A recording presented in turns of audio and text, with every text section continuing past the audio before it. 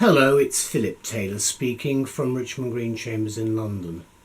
This morning I'm looking at a book which has come to us from Wildy, Hill and Simmonds, or Wildy, Simmonds and Hill Publishing, if I get it right.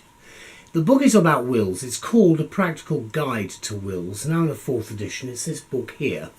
I think it's a very important book because it's one of the Practitioner'S series that Wildy's produced for us. And I think they're really first-class books. Let's have a look at the book first anyway. Here it is. It's a standard size there. That's the front cover. There's the spine. And there's the detail on the back. It's been written by a number of people. Lesley King, Biggs and Peter Gausden. And the consulting editor is Meryl. The book itself has got a CD at the back for precedents and so forth. It runs to just under 500 pages. There's a reasonably good index which you can see there. The index is on page numbering too, so it's not too difficult to find. And there are a couple of appendices at the back. The front of the book, let's look at the front cover. There's the front cover there. There are a series of books obviously in this practitioner guide series. There's the basic information and there's a preface. Do read the preface because I think it's very important to get an idea of what's changed. The preface was written in September 2016 and I'm recording this at the beginning of 2017. There's the contents section, which you can see spread out. It's got everything you need to know about wills. It's probably more applicable to solicitors and barristers, but I've certainly found it useful myself. You can see the thing with perpetuities and accumulations there. Again, family provision. A lot of chapters. Total number of chapters 30, and a couple of appendices. Then you've got split up. Then you've got a table of precedents, and after that you've got the table of cases. Then of course statutes after that. Then after that you've got a few statutory instruments, not very many, you'll be pleased to hear. Then you've got a few tables of conventions, which are there. And then you start with the introduction. Here we go. Before drafting a client's will, a draftsman must inquire into all the testator's circumstances, including his family assets and liabilities. Statement of the obvious to a certain extent. It's a very good book, this, but it shows you that you must be very careful and meticulous with everything you do concerning a will. They're very controversial, highly emotive issues, and the subject quite often of the most appalling levels of litigation, which brings out the very worst in people quite often. Now, what do we say about the book? Well, we say this. We've given a title to our review, an important new 4th edition for all involved in the law of wills. And Elizabeth and I talked about the book, and this is what we say. The Practitioner's Guide series from Wildy continues to expand with new titles and new editions. We're very grateful to them for that. I now welcome the new fourth edition of what is proving to be a very popular title for them. This is written by, as I say, Lesley King, Biggs and Peter Gausden.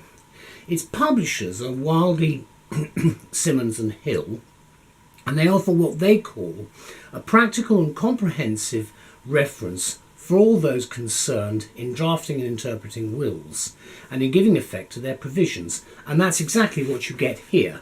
I think it's written in a very, very easy to understand manner. And can I also say that I think these books, whilst they're called practitioner's guides, are quite suitable for the unrepresented party, of which there are a large number today, the litigant in person, who should be able to understand at least some parts of the book because they're written in good English. The guide is backed up throughout by a detailed range of specimen clauses and model wills, which are provided in a separate appendix at the back of the book.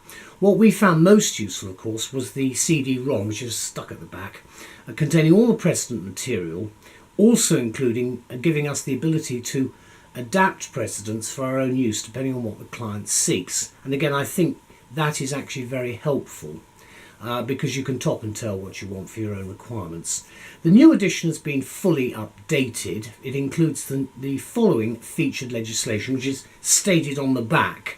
But let me just tell you what you've got in it so you know the acts that may be applicable to you. The Estates of Deceased Persons Forfeiture Rule and Law of Succession Act 2011, the Marriage Same-Sex Couples Act 2013, Trusts Capital and Income Act 2013, the European Union Succession Regulation, and not to be forgotten, the Inheritance and Trustees Powers Act 2014. And this last statute has made a substantial change, of course, to the intestacy rules, family provision legislation and trustee statutory powers of maintenance and advancement. And so this content, I think, will be of great assistance to the practitioner and, of course, to the unrepresented party.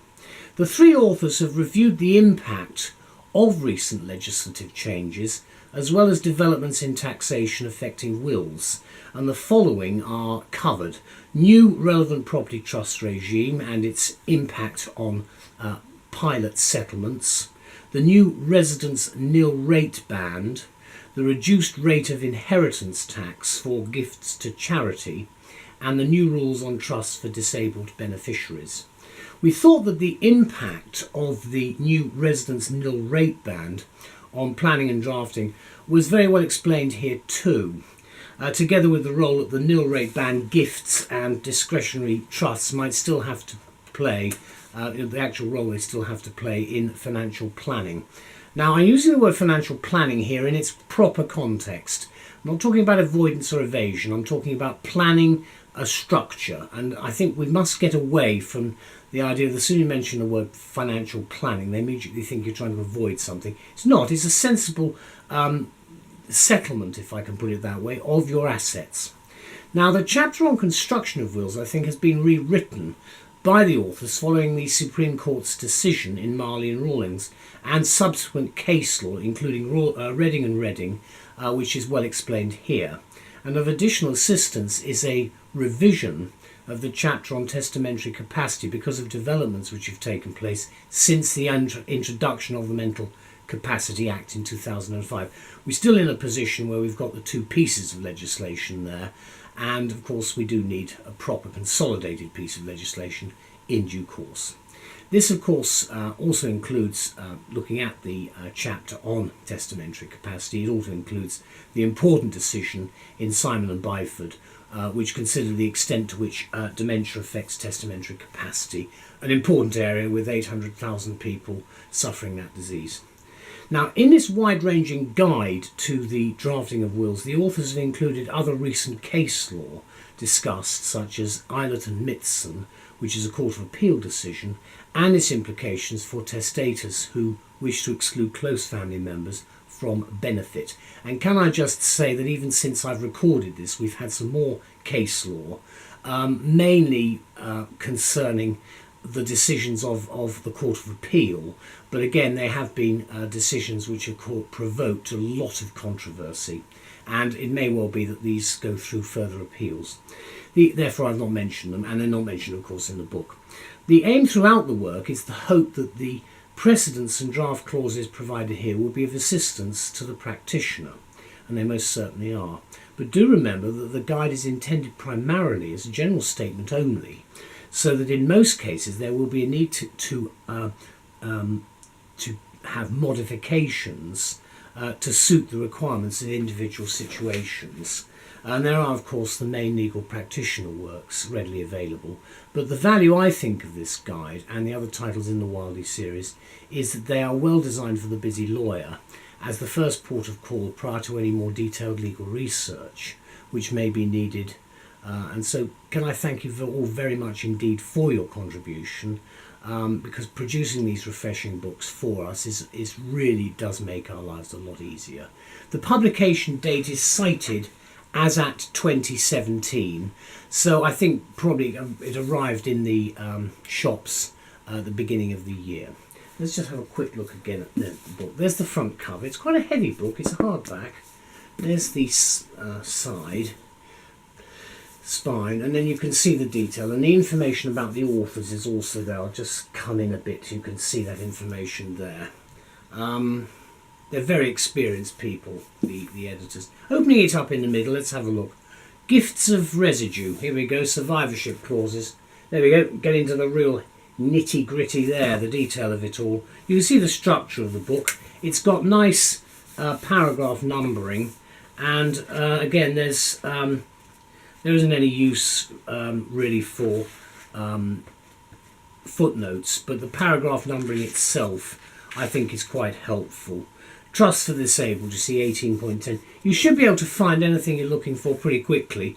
There's the CD at the back, and as I say, the index is about page numbering. It's not about paragraph numbering.